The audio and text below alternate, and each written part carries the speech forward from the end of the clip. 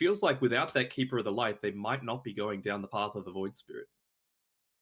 Yeah, we might see a new hero here for Emo. Luckily enough for him, though, is he's at least going to see 2 more picks from Vici Gaming, and one of them will have to be a core as well. So whether it's Old Eleven's hero or whether it's Ori's hero, but an Ogre getting picked up, okay, it's not directly Ogre, not the greatest way to deal with the Phoenix, but you amplify your heroes just to be able to have that extra attack speed, and it's perfect with the Monkey King as well, a hero that really thrives on being able to pick up these Jingu stacks at a faster rate. What are they going to pair with it? Like, is it just going to be that brawling style and then they're picking another space creating mid? Or am I finally going to get my mid Monkey King wish? I still think it's a thing, man. And they could go something like, I don't know, a Luna, something that's very capable of hitting an egg that has decent magic damage in lane to be able to deal with something like a Tidehunter. Yeah, it gives up your good lane, I suppose. But I don't know, it just seems so versatile, especially given the fact that they've banned out the Terrorblade on top of that. Well, they've used a lot of their reserve time so far from Vici. Go for the Pango. Okay, so more than no likely... XXS Pango, yeah, but still very, very strong. Still very strong indeed. You've got the Cuddle pairing as well, which is going to feel nice to be able to refresh the abilities. 10 seconds remaining. I don't know how that lane's going to fare. Like, Pango's still a pretty weak laner, and I feel like Cuddle as well can be a little bit hit or miss. I mean, you're a lot of damage in Illuminate, but your trading is, I guess, a little bit easier now with the bonus armor. I like this Bloodseeker pickup though, against the Pango, against the Monkey. That Rupture is going to have so much value. Yeah, and it means that you're a little bit more hesitant to just stand inside your Wukong's ring as well with the Blood Right when it goes out. The question is now, how are IG going to lane this? You know, was this a pick to counter the Pango, and they're also going to put the Tidehunter into a different role, whether it be the position 1 or position 2. And with IG, this is the strength of having that second pick in this patch, is you're going to have the last response of the second phase, which we just saw with the Bloodseeker being able to counter the Pango, and you're also having the last pick of the overall draft. So the ball is really in IG's court right now. Up until this point, I was thinking, well, Vici are making a pretty good fist of it, but that Bloodseeker turns things around entirely. What do you feel like Vici Gaming need here with their last pick position too? Is there anything that they haven't ticked off at the moment with their first 4 picks? I mean, they couldn't go for this Keeper of the Light being mid, could they? And then now just push the Pango back to being a position 4? Maybe they were trying to bait out the fact that this Bloodseeker might come out as the counter, right? Because they couldn't pick the Grimstroke. Lion and Phoenix were already out there. Bloodseeker, even him, right? You've already got a Tidehunter, makes it a little bit more difficult. But if you've suddenly picked this big counter to something that's only going to be a position 4, for example, then you're feeling kind of all right if you're on Vici's side. And we've seen how strong the Keeper of the Light can be, not receiving any nerfs, surprisingly enough, in 7.30B. And, you know, it is one way to get through a lot of that tanky, you know, crack and shell physical resist that Tidehunter has. Just do magic damage, just burst him down. Yeah, we did see Yang flex the Cuddle into the position 3 yesterday. My only issue if they do downgrade the kind of priority on the Pangolier is that you don't really like to counter a support as your position 1, but that's like Pango's only impact in the game is that Rolling Thunder. And Bloodseeker doesn't mind about just using Rupture on him. Yes, it's probably great if you use it on the Monkey as well, but like then Pango is just legitimately has 0 impact. So I feel like they don't even mind if he still gets a lower priority just because of how this Bloodseeker pick really just completely disables the Pango's game.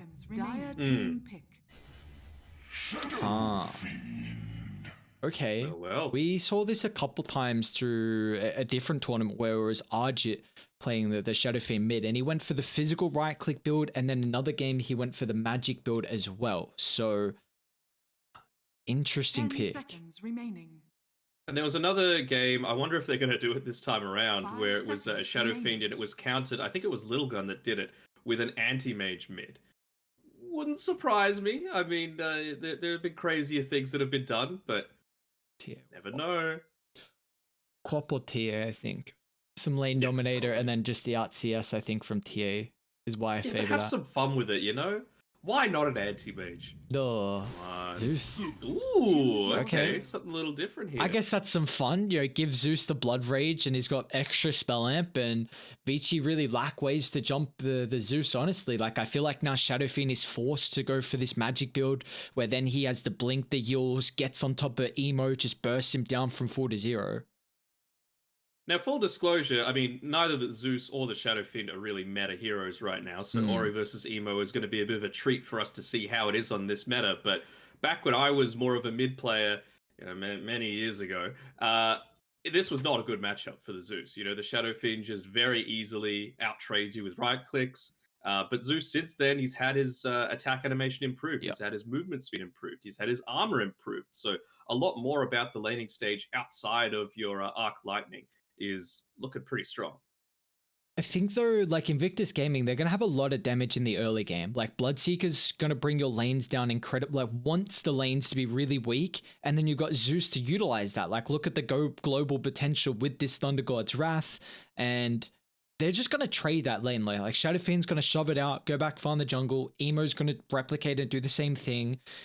Both teams kind of struggle with making plays early on. It feels like their supports, you know what, we have a Coddle and an Ogre on Vici Gaming. How do you make plays on those heroes?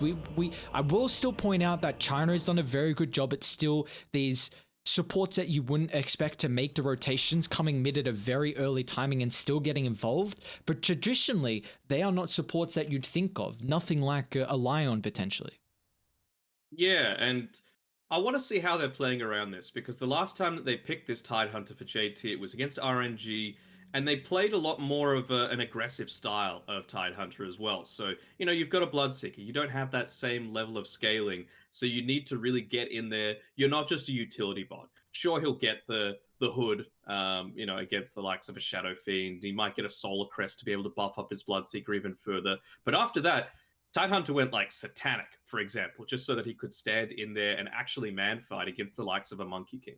So we'll see if he keeps that up. It's going to be nice to have the little bit of a dispel as well if he does end up going the Satanic against a Keeper of the Light, if he gets the blind off onto him. So we shall see.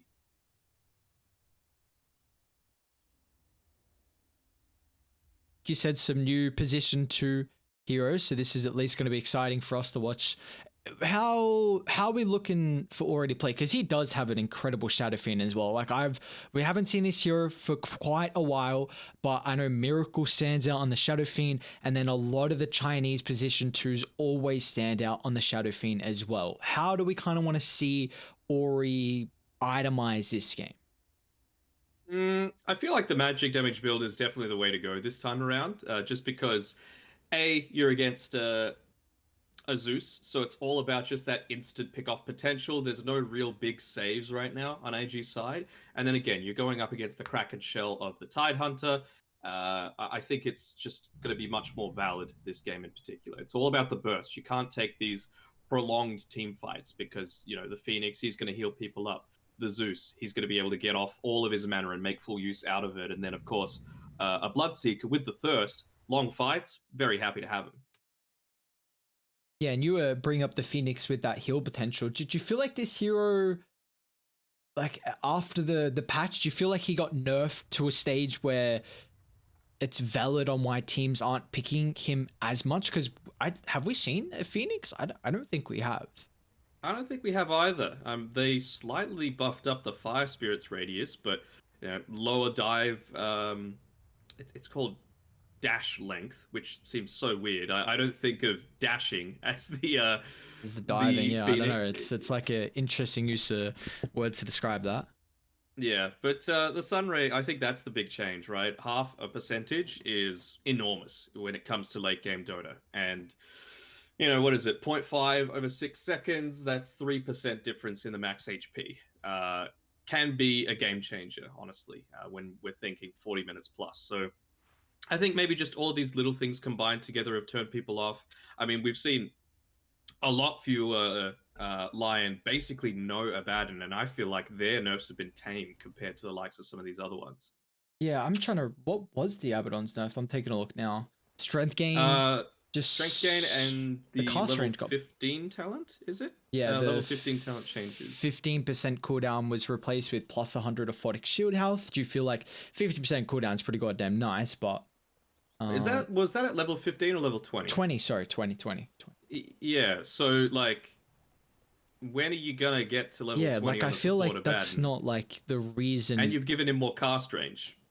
I mean, that it 50 seems nuts. pretty strong to me. Yeah, that 50 range is actually huge for a hero who like always felt like you had some issues with just getting the aphotic shield. Like you always had to be really perfect on your positioning on an Abaddon, and I'm honestly a bit surprised. I mean, they didn't nerf this strength game that much. Like maybe it's a little bit more of a feel thing, but I feel like his laning stage still seems pretty good, and his early game and how he can, at least they haven't completely changed the style of Dota. So there's been a couple of heroes in particular for me that I thought didn't get nerfed as hard in the patch, but teams just still aren't putting as much priority. Still could come down to they're just looking to experiment before TI with these kind of official scrims, if you want to look at it like that. But we have the horn sounding as a potential fight, the bounty, but I mean, looks like Invictus Gaming's level 1 fight. It's not going to be as strong as Vici's. Just already putting the point into the Boundless Strike. We were talking about yesterday when we were casting Monet that Boundless Strike very, very strong at this stage. They just keep buffing it up a little bit. First it was the scaling a few patches ago. Now it's changing around the talents a lot more with, tons of stuff synergizing together with it. An extra 0.3 seconds on the stun at level 10, minus 7 seconds on the cooldown at level 20. It just feels so nice to be able to use it off cooldown. And it's one of the few things in the game that still have True Strike. Something that I just noticed as well, they actually gave the Phoenix over to Kaka. So, I don't know if I'm a little bit sad. Kaka Phoenix is also still pretty goddamn pog, but, I guess an Ollie Lion, we can see him make some plays too. Will they be as impactful as though? That's the key question. Yes. And I want to see how DY is going to go about this lane as well, because you do want to try and bully out a Phoenix as quickly as possible, right? You want to have that Tidehunter isolated as quickly as you can. Now, if he can level up the Ignite, you're going to be very good at doing so, but once that Kraken Shell gets leveled up, it loses a ton of its effectiveness. So I wonder if he's just going to go into securing the Monkey King's game for being able to just trade right clicks through leveling up the Bloodlust and the stun and just leaving Ignite at level 1. Because I still think it's way too strong, especially now that they've reduced the mana cost. Do you feel like this is going to be the toughest lane out of the other two compared to, mid and top? Do you feel like the Monkey King should, really bring a lot of the force down bottom and potentially find that first blood? Potentially. I mean, I want to see what Emo does against Ori as well. I still feel like Zeus could potentially have a strong start, and Shadowfiend's one of those heroes, again, that can snowball if he has a very good start. But if he's dying... Oh, old 11, no! Oh, unfortunately the creeps picked up the kill, so I guess the first goal bounty's getting split between Ollie and Firefly, but nonetheless, they're still able to find the kill at least. They are indeed. And it is, again, one of these weaknesses. Like, you could look to pressure a little bit with the Illuminate, but if you're in a bad position like Gold 11 was that time around, there's no real saving you with the likes of this Keeper of the Light before you're level 6, and you're nowhere close to that in the laning stage. See how PYW is able to play on this Keeper of the Light, though. He did get an immense amount of farm when he was playing it previously. And they're going to jump the Pango again. But you see the constant Illuminate spam from PYW bringing Ollie incredibly low. And Ollie? He hasn't found his escape route just yet. And in fact, the Pangoli's blocked the route. Still, at least holding back the Pango. Firefly, unfortunately, not able to do enough damage. And with 2 points in the shield crash, Old 11 picks up a double kill. Great bait there by Old 11, realizing how tanky he can be just with that 1 point into the shield crash. Again, damage reduction per hero increased to 15% per hero hit, and was able to manage to hit it in onto 2, so he didn't really take too much of the brunt of all that damage. Top lane looking to reset there for Vici Gaming, as bottom continuing to fare pretty well. I mean, Type does have 19 last hits. Oh, not a... Okay, they got it. So I was saying it kind of reset, but as soon as Invictus Gaming come back with full resources, they bring down the Pangolier. We still haven't really seen, you know, mid or bot take as much harassment to really utilize this thirst, but I feel like once Emo hits the level 6, we might then look to see Invictus Gaming get aggressive to try and get that kill on the mark.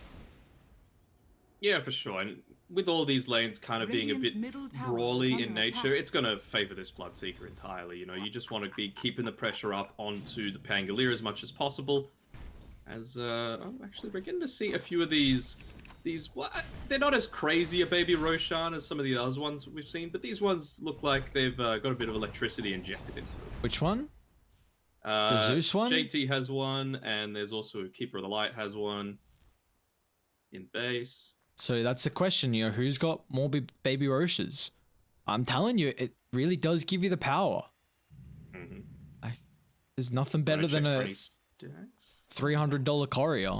Like, again, bonus attributes. Is this a full rotate? Fly. Making. Oh my god, he's so close to dying again. Look at the bot side.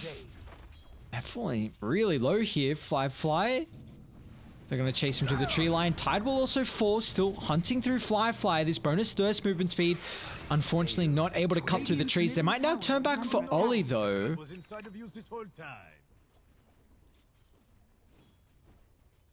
We get away. How many times do you see a Shadow Fiend walk all the way? Like, he walked above the river, through where the bounty rune was, checked for stacks, and then just walked through past the Phoenix, ignoring him entirely, and just made a complete beeline for JT, hitting 2 Shadow Razors and securing another kill in that bot lane. Early rotation there for Ori. And he's also got the treads completed, so looks like he's going for a right-click build, which is fascinating. I mean, he's going to have... I guess there's some synergy with the team. Like, the Bloodlust is really nice for any physical damage dealing. Kiros is Ollie... He's an immense amount of pain. He's even going to close the distance just to make it that much more easier for the short raise. And Ori can do the last little bit of damage here with the right clicks. Does have to be a little bit cautious of Emo with a haste. They're lacking a little bit in stuns now as well, so I wonder if Emo's just going to hold that haste for its full duration, just because you're against a Shadow Fiend that's now level 7. He doesn't know if he's leveled up the Requiem of Souls just yet, so it's always something you need to be a little concerned about. Does look at least that... Wow, Zeus actually... He's really behind in net worth on Emo. They're the same CS, but Emo looking not very good in the net worth graph. Maybe, you know, that kill helping out on Ollie is going to buff him up a little bit there. PYW as well. Is Fly going to chase him down? Looks like he will. There's nothing they're able to do, and now even DY, he's going to end up falling here too. JT should be able to cut off the tree line escape, and Emo, he's going to leave. Do they leave the kill for him? No, he'll come back for it. He's like, no, I want that. Give me the gold. Give me the experience. That's twice now in this I-League series that's happened, you know, where JT has either had a huge stack that he could have taken for himself, but because of a not so great lane that Emo has had, they ended up giving it through to him. So that's definitely going to put him on the path towards recovery. He needs to make it straight back to that lane. Otherwise, you know, with this power tread style on the Shadow Fiend, you're always going to be under the pressure of your tower being taken if you're away from the lane for too long. So that haste rune, exactly what Emo needed to get in bottom, get a kill, and then get straight out top of there. lane. Odd 11's charged up the first Rolling Thunder of the game. Fly now just using the Rupture as well with the Vision. Is going to at least enable a TP out. So Odd 11 unable to keep the distance in to bring him down, but Ori might just opt to dive Ollie here, and that he will. Already level 8 on your mid Shadow Fiend, so the immense amount of hybrid damage is being shown. Dire's top tower is under attack. This is what we were talking about, you know, they've had to abandon the lane, one because of a kill, one because you don't want your position 1 Bloodseeker dying, and that's going to be a tower on the top side. I wonder if they'll even look to defend the bottom, because Yo-Yo, he's in a pretty good spot, liking the itemization as well, going into the infused raindrops, knowing that you're against the likes of a Zeus, a Lion, someone that's able to dish out a decent amount of magic damage, and then the Sage's Mask buying it first as he's building into the Echo Saber, just because you want to be spamming out that Boundless Strike consistently. And you see he's put more points in the Boundless Strike as well. It's a bit different of a build we're seeing here from the Monkey Kings. You know, Monate, he's like the maxed out Primal Spring to really enable his farm. You know, maybe he'll go back for more points in it and the Boundless and heavy points in Jingu, which is just to help out with the laning stage potentially. Yeah, I mean, against a Tidehunter, it's always nice, right? You're always going to be under the Anchor Smash that's going to be reducing your damage by a fair amount, so it's all about just getting in the damage where you can. Tower is under attack. All in all though, Vici, 2-kill advantage for them in this game 1 as the lane's starting to dissolve. And a Fairy's Trinket for Emo, you love to see it as Yes, you do. Probably one of the better tier 1 neutral items now for all the mana heroes. Arcane Ring, pretty good too, but yeah, it always feels like the Fairy's Trinket. It's spell damage amp, mana cost reduction as well. Yeah, it feels great. Quite a bit of HP, which can be the difference against a Shadow Fiend. Is under attack. I'd nearly go into buying a Ram Drops myself if I was Emo right now. Like, he's been good with his positioning, hasn't died yet. Part of 3 different kills for himself, but you know, you're out of position once, and that triple Shadow Raise can end up be the end of you. Yeah. Yeah, I'm trying to find Poyoyo mid, however, Ollie. Because on the Earth Spike, but the damage... They do have Finger and Thunder Gods, even Fly getting involved as well. Ori so far on the front line, they instantly just drop mass amount of ultimates to bring him down, and the rest of the reinforcements are too late. A Ravage clipping on 2, preventing the Rolling Thunder from Old 11, and was looking to be the big ultimate to turn this team fight back in the favor of Vici game, but unfortunately for them, they just have to watch as 2 heroes fall. Fly is going to be able to get away as well. Great use of the Supernova by Kaka as well in response to the Ravage coming out, meaning that you can't continue to move forward. You know, it was just basically a counter initiation tool that A, prevented your own death, and B, dissuaded Vici from continuing to move on forward. So, just little victories going IG's way. Kaka making full use out of his time as well in this dire side of the map, getting a nice little triple stack off for his team. Well, that terrible Kobold camp, I hate it so much, and it just didn't cooperate. I mean, at least he got 2 stacks. I'm sure the team can't flame him that hard for missing the 3rd. Or maybe they're greedy cores. Never underestimate Dota players. Never underestimate the cores as well. Well, some different breed, aren't they? Speaking from a 3 here, so I'm giving myself a bit of crap. You're not a like and spammer, are you? No, that's too much work for me. Okay. I feel like it's not even work these days. That's true. It's just get that Helm of the Overlord and right-click a tower. Yep. Yeah, I think 33 really showed us what it was all about over in ASL. Again, when we were both watching, we were like, oh, what's going on? Like, yes, can't wait for iLeague games now to be like that. Hey, JT, he got a very good timing on the Helm of the Overlord yesterday, but he wasn't as... That was the only Helm of the Overlord that we've seen. Yeah, as well, we've only seen one. I'm grateful. Who knows? Maybe we're just going to have an influx of Lycans coming over the next couple of days. Could be. We still haven't seen that Coddle position too. Looks like China's, I'm sure their eyes are on ESL, they're going to have, that's a beautiful thing about a lot of these Chinese teams, that they have immense amount of backing from their organizations and the extra help and assistance that they can get from coaches and potentially extra people that are doing the research and looking at other games and finding what they could potentially try. And they definitely would have seen that Coddle too. They haven't yet attempted it though.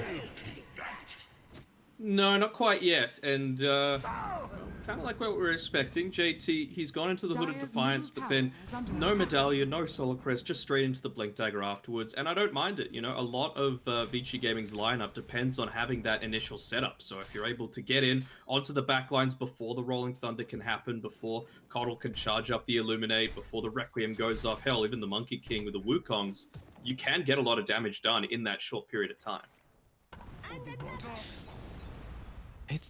Vici Gaming, are they gonna look for a smoke? Because they do have the big... Yeah, okay, never mind. It's the opposite. IG looking for Dire's blood top again. tower is under attack. How do they start? Well, Ollie, Blink a reveal. blink reveal 14 minutes into the game for your position 5 is an incredible way to start. And now you've rushed up Ori as well, but it's a little bit deeper this time to kill the Shadow Fiend instead of in the river. So he can get back to the safety of the T2 tower. Even DY as well should sidestep the blood right. Maybe with this kill advantage, can they take the T1 tower? They had to use Finger of Death, Rupture, and Thunder God's Wrath for that kill. So it looks like the tier 1 will be left standing. Oh. Yeah, and their tower push is woeful as well. Another great stun coming through from Ollie. So he's really pulling his weight so far, sitting well ahead of a bunch of the other supports. I mean, you're never going to beat a Keeper of the Light on the net worth just because of your farming potential. But the fact that he's only sitting 400 gold behind him just goes to show what a great performance he's had so far. I really want to see Radiant Smoke up. Like, you're yet to take a fight with the BKB. Monkey went for this Echo Saber build, so you put your first item emphasis on looking to take fights, and they haven't really done that just yet. At least he's gone back. Oh, actually, Vici? Yeah, They don't want going for the Karka. smoke now. And you know that there's not a bunch of ultimates on How do you IG's start side. They're gonna this? find an emo. Emo's got haste, yeah, like... You okay. need the Monkey King there, that Boundless Strike. He's outie. I just... Yeah. He's like, I'll even make sure I go all the way back to base. Just get a free refill. Mm-hmm. But yeah, I feel like you need that Monkey King for the catch, right? Boundless Yep. Strike, 1.6 seconds, might have been the time that they needed to be able to get... They're at least, converging on secondary mid. stun. Karka, dive away. Ollie as well gets the blink, and Old 11 charged up the Rolling Thunder. So that is kind of a big ultimate. You were just highlighting their lack of control there, and well, the Rolling Thunder is one of the few ways to provide that. It does help them take the T1 tower just with at least kind of repositioning Invictus Gaming, but you know, across the map, you've got Fly continuing to farm up, working on the BKB. BYW placing himself very far forward here. It's still nighttime, so I'm not sure if they can actually see him just yet, but well, he's going to avoid a gank. It might be Old 11 that ends up paying for it, though. Yeah, it looks like it definitely will be. Can he get the swashbuckle off? The global potential again, the Thunder God's Wrath, Emo, not finding the kill as often you'd kind of like to on the Zeus, because this is someone that can definitely do a lot with gold, you know, potential early Aghanims that he might be queuing up next once he has the, you know, the boots and 8th lens as his first 2 items. Going into an Ags on JT, or at least that's what he's got queued up. I'm not sure about that. I mean, the synergy isn't amazing. It does give you a good amount of, like, teamfight control with the Gush Slow, combine that together with the Blood Right, and, you know, you're able to not so easily get away from that as well as the Supernova, but I just feel like he needs to go into something that's, I don't know, going to enable a bit more of the tower push. We saw how ineffective that they were when, you know, it was in a bit more of a vulnerable position. They used 3 ultimates, and yet they still couldn't take the Old mid 11. T1. Only now they can. The same observer this time. JT is just going to instantly pop the Ravage. No messing around. Killing off the position 3 from Vici Gaming. That's his 7th death of the game for Old 11 as well. And he just pinged the Observer Ward, and he was the one that was trying to deward it previously. So maybe he was just expecting, oh, it's only on half HP. Maybe they denied it because, you know, they didn't want me to get that gold in the future. Nope, kept it up and ends up paying the price. Again, maybe Radiant now look to fight. That's another big ultimate on cooldown now with the Ravage.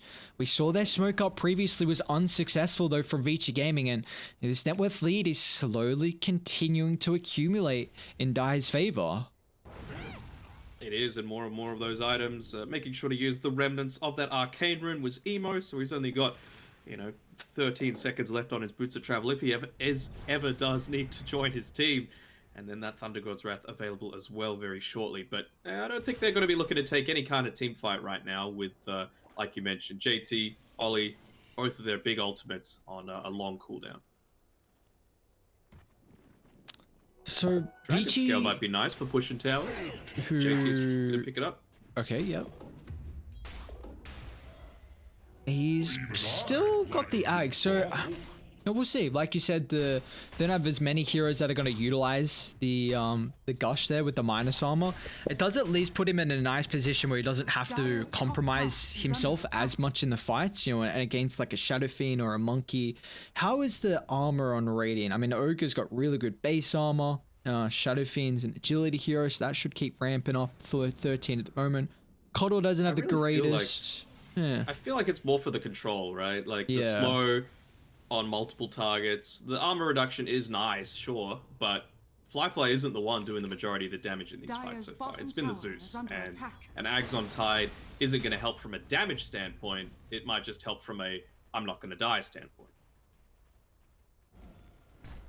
And meanwhile, with Ori's itemizations at the moment, he's still sitting top of the net worth here on the Shadow Fiend, continuing to do a very good job at keeping up in the farm. And now with the Shadow Blade completed, he's even already got the Silver's Edge queued up too. So they, we're seeing really the revitalization of this item, and especially with a second item, Silver's Edge, I guess, is really putting the emphasis on that. It just does too much, right? Like, Invis plus break plus crit, all in one neat little package. I mean, you've only got a set number of slots, right? So if you're able to get all of that value out of one singular item, you'll take it. Yeah, without a doubt. Go for another smoke here on IG. They're all grouped up together. Ultimate's just coming off cooldown as well. And Ollie once again leading the charge. JT close behind him. See how these ultimates can come into the fray. They did just pick up the Aghanims, however, on the Keep of the Light, so there's potential Will-O-Wisp to maybe turn a fight around. They still have some pretty decent ultimates for themselves as well, but they are very close to the BKB on the Monkey. He's probably not looking to take a fight right now here. Oh, JT. You wouldn't just blindly drop the Ravage. That's a long TP. Oh my god. So close. Let's see if they smoke now. Yep, Poyo just completed his BKB, disassembled the Echo Saber, and they should know at least that was a smoke at the top, and they would have seen it has to be multiple heroes. They just want Kaka. But again, like, where's your control? How do you start these fights? Kaka, Ignis drop. He might just drop Supernova.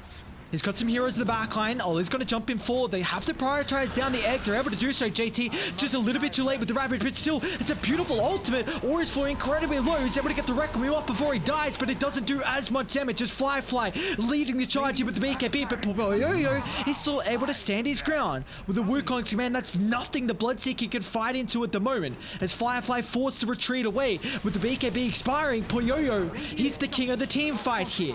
As they bring down 4, Old 11's looking to clean up the last sole survivor on the side of Invictus Gaming, but again, the lack of control being highlighted.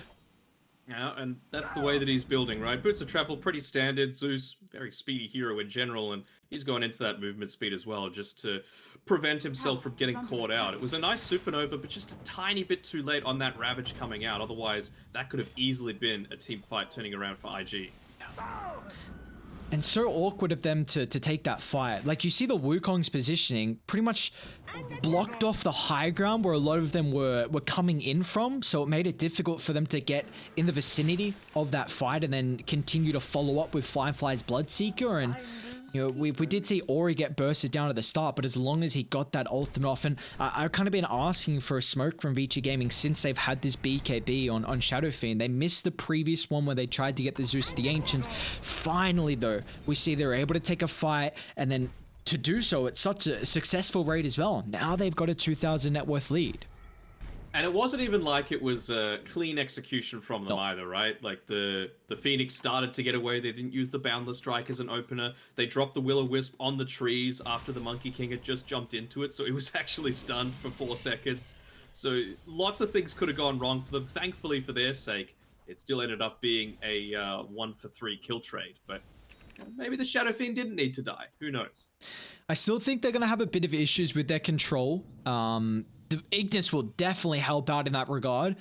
Now that Old 11 has Lincolns, at least his team fight's going to get a lot more easier, and I love what he's queued up. The Blink, the Aghanim Shard, really feels like the Ag Shard is similar to how Pangos used to have to itemize with the Yule Scepter, just because you're rolling Thunder, yield yourself up, get that double stun, but now you can just use the Ag Shard to switch back your direction.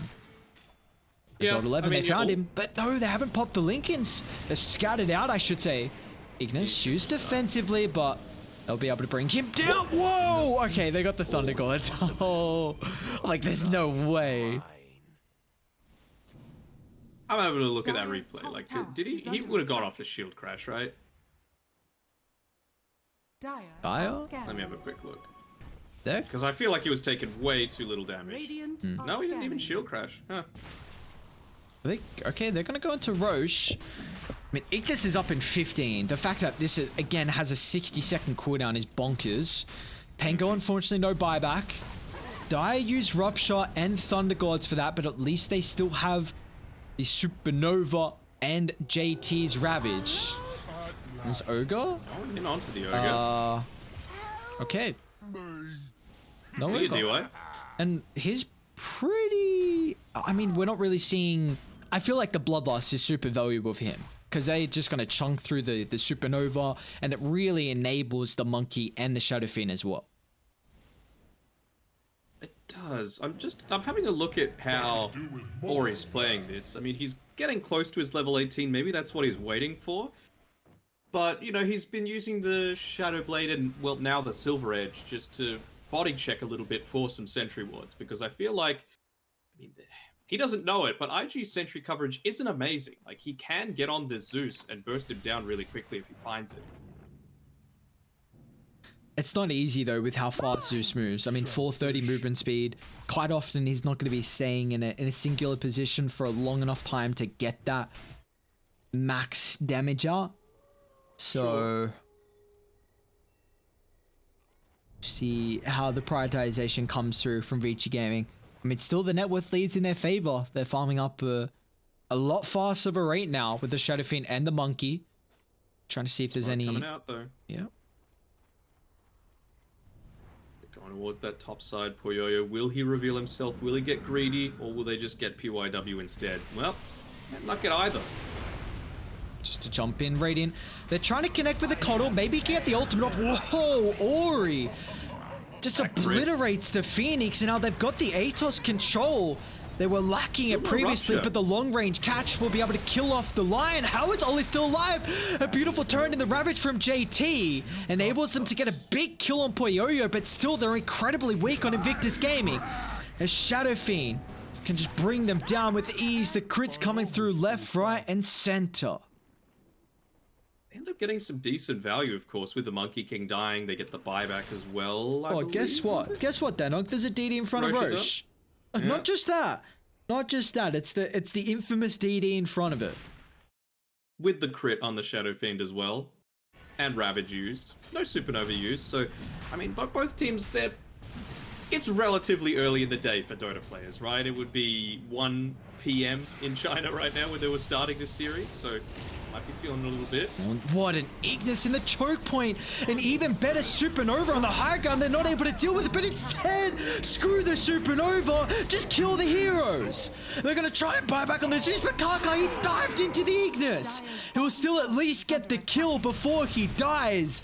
But Ori finds 3. They're going to go back and try and take Roshan Invictus Gaming. They're respawning shortly here. They've got 3 heroes at the moment. Up against the soon-to-be 4, as Monkey King also looking to connect through the Roshan area. Rolling Thunder's up. Going for the hero play. Dire's bottom tower is under attack. Now they can just target down Roche. JT still, but he doesn't have Ravage. Oli jumps in onto the Monkey King. That's Can they burst him ballsy. down? Old 11. Beautiful timing on the Rolling Thunder. Stops any more chain lockdown. He's just making sure they can't blink inside the pit. With that use of the area control, just denying the capability from Invictus Gaming to steal the Aegis right in front of their faces. That's the value of information once again, even with a Zeus. I mean, I think they just made sure that they weren't in the area when the Zeus might be looking to use that lightning bolt. And because of that, this Observer Ward just gave them every little bit of information they could have possibly needed. And again, that Will-O-Wisp. How many times in that, let's just call it one singular extended team fight? I feel like it was 3 that it was used. Every single time he's using that Chakra Magic. Like, it's not an ultimate. It is reduced by the Chakra Magic as well. Guess we do have to highlight it. Dire, they did get the last hit on Roshan, so a little bit of gold for them going in their favor. It must have been JT somehow. With the gush or something, I'm not sure. But, man, this game has completely fallen off a cliff. What was almost a 4,000 net worth lead for Invictus Gaming is now a 4,000 lead for Vici Gaming. And what talent did Shadow Fiend go for? okay, didn't go the presence affecting buildings, but it doesn't matter. Like, they can just rip them apart. Poyo gets the tier 2 tower up top. Now the outpost will be open, more experience for Vici Gaming. And we also have a fire shield on the Ogre Magi. I believe that got a buff of some sort. I don't know if it was much though. It was like a bug fix, I think. Yeah, the self-cast. Wait, hang on. Fix recasting fire shield on an ally not replenishing its charges, whatever that means. So like fire shield has 3 attacks needed to get rid of all of it, right? So if you still had 1 remaining and you recast it, it didn't put it back to 3. Fly. Kaka. Oh, they're so close to these heroes. Kaka, don't do it. Wait, Kaka's gonna do it. No, we went back. Wait. What? He made it away. It's not a stun anymore, remember? Oh, yeah, but I thought they were gonna kill him. I thought they had the damage. Even the beefy Shadow Fiend. He doesn't have the DD this time. Tower is under attack. Oh boy. Alright, well, Pango showed top. IG are starting to swing down bottom to see if maybe Vici are going to get a little bit more greedy for that tier 2 tower. Or a Shadow Fiend is continuing to be a It's run into the Bloodseeker.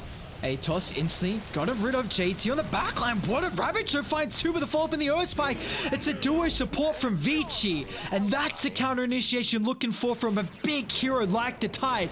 But he's still in a difficult spot to be able to reset his positioning. His old 11, a drive-by through the direct middle of the team fight, can help them kill off the Phoenix. He's now on top of Emo with a backline as well, but a Ghost Scepter will protect him. But unfortunately for Ori, he's left on his own devices, as the Shadow Fiend will be brought down.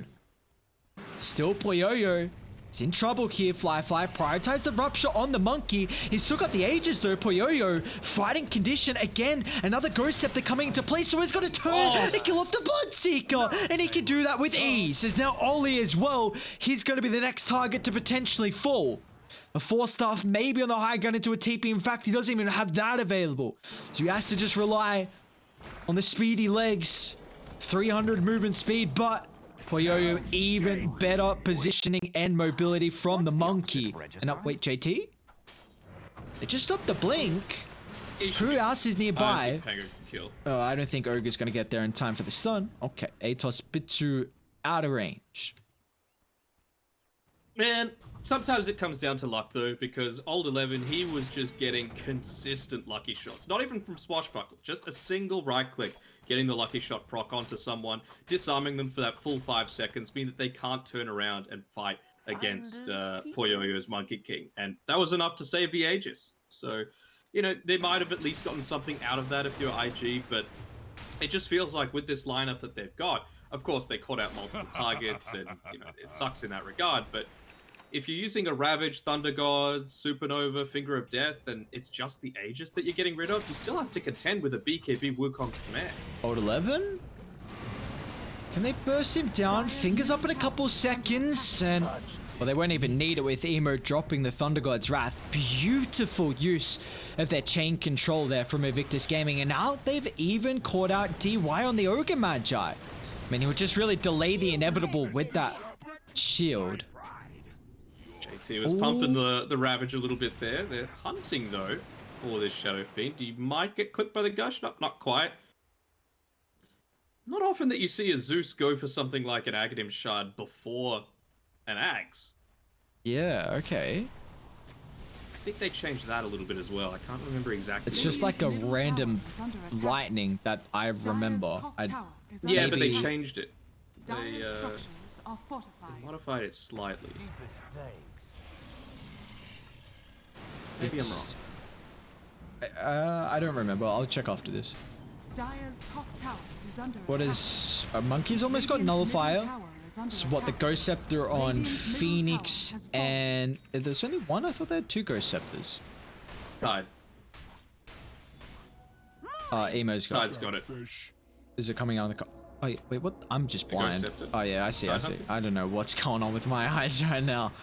But they got a nullifier on Poyoyo. Immediately after that fight on the bot side where Tidehunter popped it and it allowed him to get off that Great Ravage, it was queued up, and that was clearly the next item that Poyoyo wanted to go for. Starting on an Ogre's a bit difficult. They even dropped the Ignis, only clipping the Phoenix. Odd 11, there's a very early use of the Rolling Thunder. Thought they were going to be able to get a little bit more out of it. The Ravage, instant BKB from Ori. Does he have the attack speed to kill off the Supernovas? Doing it incredibly fast, but one more right click was all he needed. But it looks like it's a full retreat from Invictus Gaming, as a lot of teamfight ultimates were committed. Does no one die after all of that? Like, sure, it costs 2 big ultimates, honestly, on IG, so I don't think you're feeling too bad right now on Vici Gaming's side. They can just wait a little bit. It's only Rolling Thunder that was really expended for them. And so in 30 seconds or less, they can just go.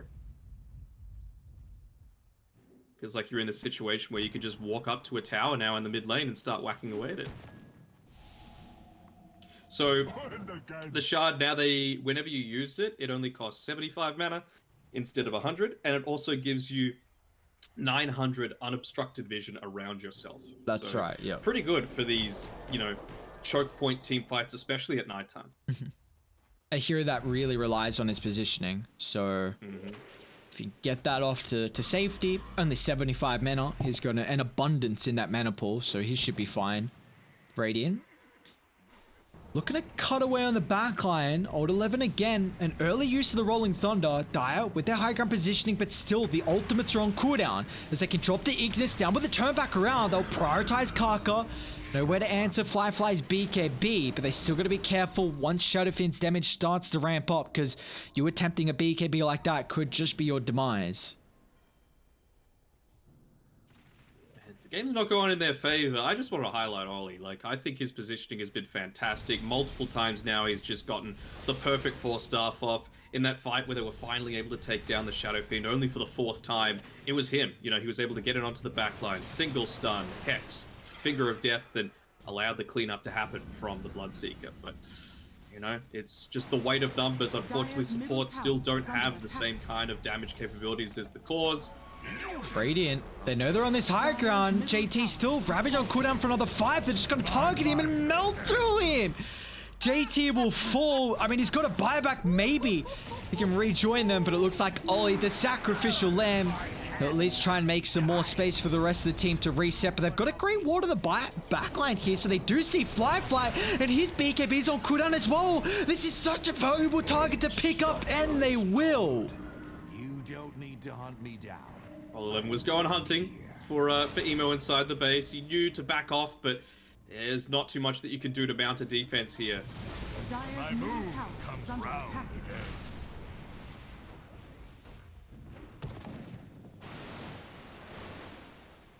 It just feels like, even when they do get one of these rare team fight victories, they're not able to do much about it on IG's side, right?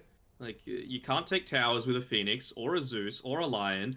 Tidehunter pre-Ag Shard can't do it, and even if he did have it, he has no, pure right-click damage, so he's hitting like a wet noodle right now. It's basically all on the Bloodseeker, and even then, he's not exactly known for his tower-taking prowess. Do you feel like it kind of comes down to these past the recent fights for Invictus Gaming? We haven't really seen them perfectly synergize their ultimates together? I think it's partly that, but it's also on the way that PYW's been able to start these fights with the Ignis, right? Either catching out a support that doesn't have a BKB, or forcing a unideal BKB usage out of the likes of, a Bloodseeker, for example, where, you can just look to reset the fight. You haven't really strong committed because of such low cooldown on the Will-O-Wisp, which of course, again, can be reduced by the Chakra Magic. Roche just respawned in front of them, by the way. And so, it feels like they're just so much more capable of taking fights on their terms, and their downtime is basically negligible. Like, can you recall Ori using Requiem at all? Because I can't. Like, maybe a Death Requiem. I think he's used it I do remember once when around that mid fight, but after that, definitely not many, if so. He went the Ag Shard. Okay, what's this dude? Oh yeah, this is a new one.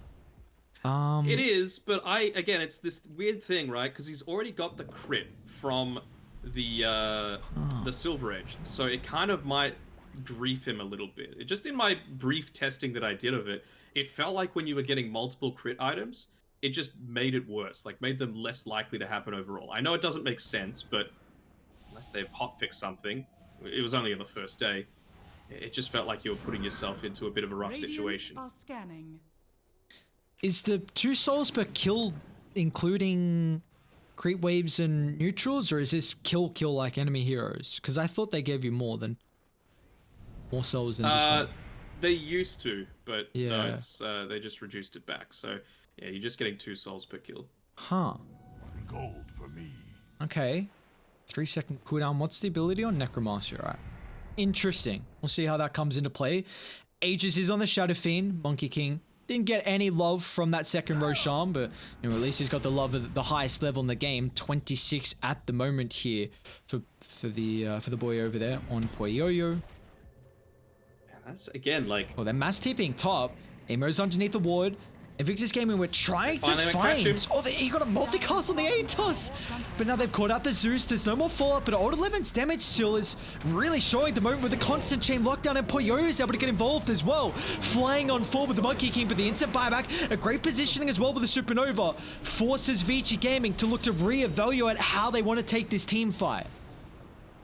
Man, that's so annoying as a Phoenix. The Will-O-Wisp forcing you to turn and face it, so the Sunray completely ineffective in that one. And a little surprising by Emo, he had the Invis bottled up, so I thought, you know, maybe he might pop it when he sees the Pangolier running towards him. I don't think he used the static field for that unobstructed vision as well, so just that little bit of extra information might have prevented him from using the buyback. And that's a big one, because if you kill him off now, like their high ground defense gets drastically worse. I mean, drastically worse, I should say. It's just like maybe Gush and Bloodright, which is still very good abilities to hold high ground, but you need that X factor in your Zeus. Like he's a majority of your net worth, a majority of your damage. You could just see like the way that Old 11's chosen to prioritize. He's level 25 somehow. How the hell is this Pangolier the highest level in the game other than Poyoyo? Yeah, that's a good question. Have they... Well, they found Karkar. Dives on cooldown still. Another pickoff. At least he's got a buyback, but... This game completely turned around as soon as Old 11 got Lincolns. Like, without a doubt. The fact that he was actually able to have impact this game blows my mind. Like, I thought the early game fights were just going to be so disastrous without their position 3. Like, really being able to do anything without Rolling Thunder. But as soon as he got that, you see how much easier these fights are. And there was a huge lack of control. But now it's not really showing at the moment. Dire's bottom tower It's is just under so attack. much, right? He's making life incredibly difficult. Wait, Firefly? Okay. For both the Bloodseeker now and the Tidehunter, right? Because he could just do almost everything in these team fights, right? He can disarm you. He can withstand. With the roll-up, it means that, sure, and he's basically only using that when he gets ruptured, right? So he can roll up, and then Tidehunter can't do anything. Bloodseeker can't do anything to you for 4 seconds. And then that situation is still rare because he's got the Lincoln Sphere and the Lotus Orb. And he's finding these starts to the team fights that they need for all of their crowd control. So Old 11, even though he had, what was it, 7 deaths in the first 15 minutes of the game, he's definitely recovered. Yeah, without a doubt. I mean, his impact has been unmeasurable on this Pangolier once he really got those items, and even more items now. The Basher completed here for Old 11, and that's their only control at the moment through BKB, and this is pretty much the only thing that's holding Invictus Gaming in a lot of these fights. Oh no, this is where things can start to really get out of control. I mean, it sounds weird to say that when it's already a 25k net worth lead, but you've got the Arcane Blink built up, level 25 on the Shadow Fiend, so when he uses that, you don't exactly have the setup right with the Yules, but it's still pretty damn strong. I just watched Dire's middle I watched tower Emo is under somehow, attack. I don't know what he did. He must have like used the static field to jump down to the secret shop, and then he got stuck in a little tree line spot where he couldn't move. And then if you're not moving when you use static field, you just jump up in the air, and he was waiting for that to come back off cooldown, otherwise he would have just TP'd out.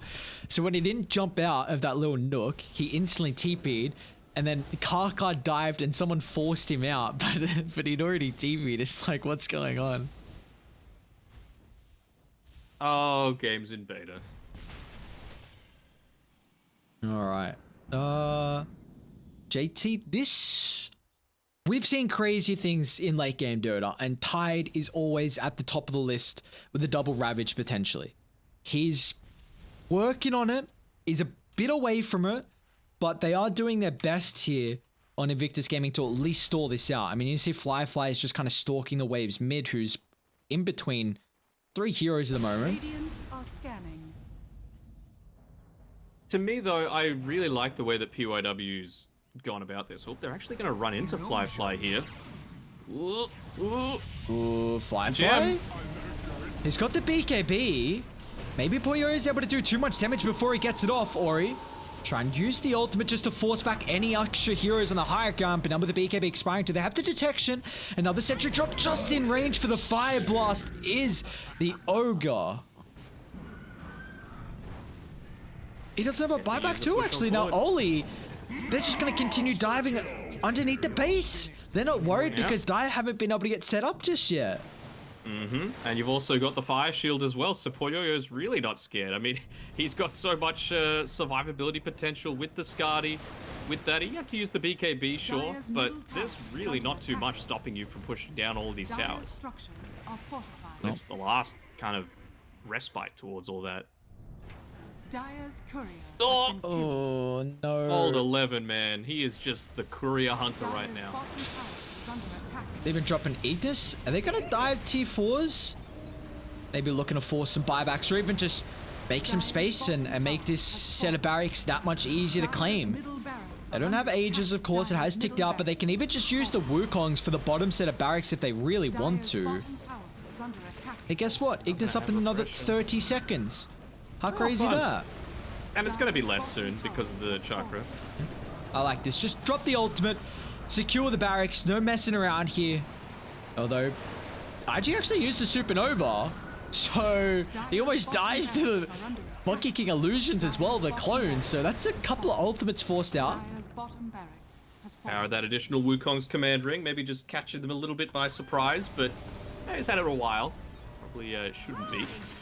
But yeah, it just feels like this game, you mentioned it, right? As soon as they got a little bit of that extra control coming through from Old 11, it became so much easier for Vici. Yeah. And on top of that, Keeper of the Lights, you know, we see a lot of them go this super greedy build. Now, eventually, he's going to build into the Sheep Stick with the BKB running lower on Fly.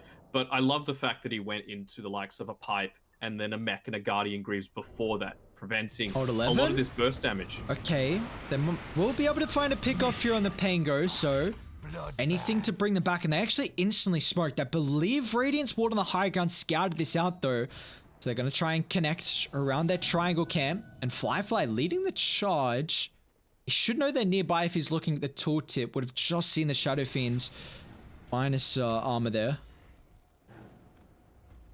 Long Roche respawns, so just things not going quite their way, unfortunately. Maybe they might have been able to claw this back if they could get that third Roche, whether it be through an Ags or through a Refresher Orb, considering that JT, it's still going to be at least a minute until he finishes up his Refresher Orb. At least the double Perseverance. At least that may be long enough here until Vici are looking for a fire, because still with Old 11 down for 50. So maybe this dissuades them from not getting kind of aggressive and antsy on Vici. I say that though.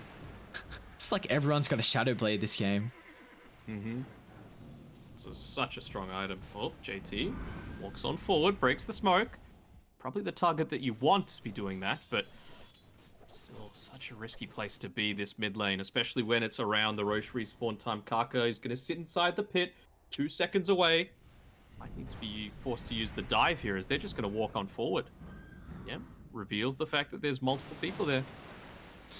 Bottom is getting completely pushed in as well, so they're going to lose a lot of their buffer buildings, and And soon the creeps will do some unhealable damage as they're smoking up before the refresher on JT, but still Old 11 is not alive. They'll jump DY, but he himself is a BKB. So DY, look at him take through all the abilities. They even drop the Supernova.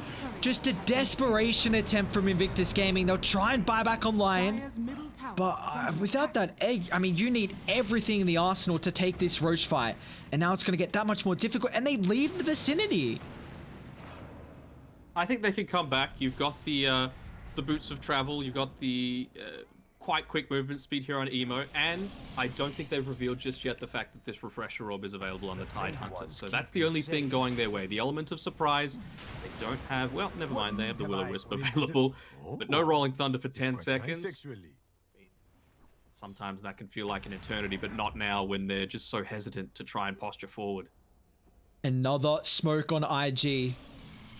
Maybe one fight Gotta can go net with them into a JT. potential sense of a secondary fight here as they jump. Again, straight on top of DY, but what a beautiful Nice Earth double spike. stun. They found two on the backline. JT, he hasn't found the opening for the double ravage. And as soon as they don't burst through the monkey, he's able to get the ultimate off, or as well disrupts them with the Requiem. And Invictus Gaming, looks like this game one is done and dusted. Just a secondary ravage didn't come out fast enough to follow up with the double Earth spike. And, you know, Vici, what a beautiful performance from them. Normally a huge fan of JT, but that time around it was on him. You know, it was the right decision. You know, they had to go up onto the high ground, just pop the Ravage, hope that they hit onto multiple targets, which they did. Great follow-up stun coming through from the Lion, but the decision not to use the immediate Ravage afterwards ends up costing them, because Shadow Fiend comes in, still had BKB on cooldown for another 10 seconds, and the result is they just get absolutely torn apart. That they do. Vici Gaming, with how they're able to kind of come back into the game. I mean, they were only really like 2-3k down, but definitely could have snowballed to a stage where it would have been a insurmountable task to be able to bring this one back into a potential game one victory. But nonetheless, some solid plays for them enable Vici to take a game one here in our first series of the day. But we've still got more games to come. It is a best of 3. So the second game will be up after the break. We got Vici up against Invictus Gaming.